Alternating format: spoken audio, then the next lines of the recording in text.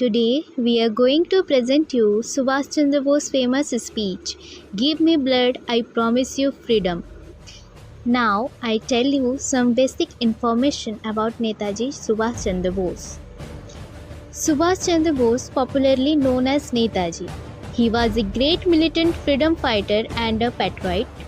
He was born in Cuttack, Odisha on 23rd January 1897 to Janakinath Bose and Prabhavati Devi. His father Janakinath Bose was a well-known lawyer of his time.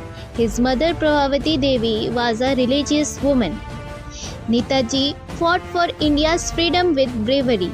He was also participated in civil disobedience movement. In 1923, he was elected President of All India Youth Congress as well as Secretary of Bengal State Congress. Subhash Chandra Bose became the President of Indian National Congress in 1939. He stood for Swaraj self-governance as well as using force against the British. Netaji was different from Mahatma Gandhi because he was a violent freedom fighter.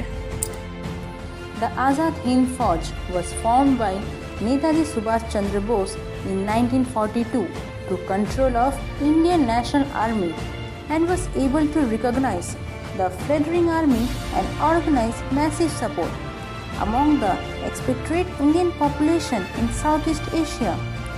At its height, the Indian National Army consisted of some 85,000 regular troops, including a separate women's unit headed by Captain Lakshmi Swaminathan, which was seen as the first of its kind in Asia.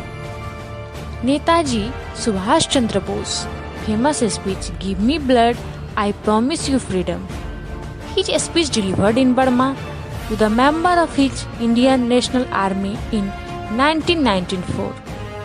In this, he urged the people to India to join him in his fight against the British Raj. Here some few lines of speech. Friends, 1 year ago when I made certain demands of you, I told you that if you give me total mobilization, I will give you a second front. I have redeemed that pledge. The first phase of our campaign is over. Our victorious troops, fighting side by side with Nipponese troops, have pushed back the enemy and are fighting bravely on the sacred soil of our dear motherland. Glide up your lions for the task that now lies ahead. I had asked you for men, money and materials. I have got them in generous measure. Now, I demand more of you. Men, money and materials have the motive power that will inspire us to brave deeds and heroic exploits. It will be a fatal mistake for you to wish to live and see India freely simply because victory is now within reach. No one here should have the desire to live to enjoy freedom. A long fight is still in front of us, but we should have one desire today, the desire to die, so that India may leave the desire to face a martyr's blood, so that the path to freedom may be paved with the martyr's blood. Friends, my comrades, in the war of liberation, today I demand of you one thing above all. I demand of you blood.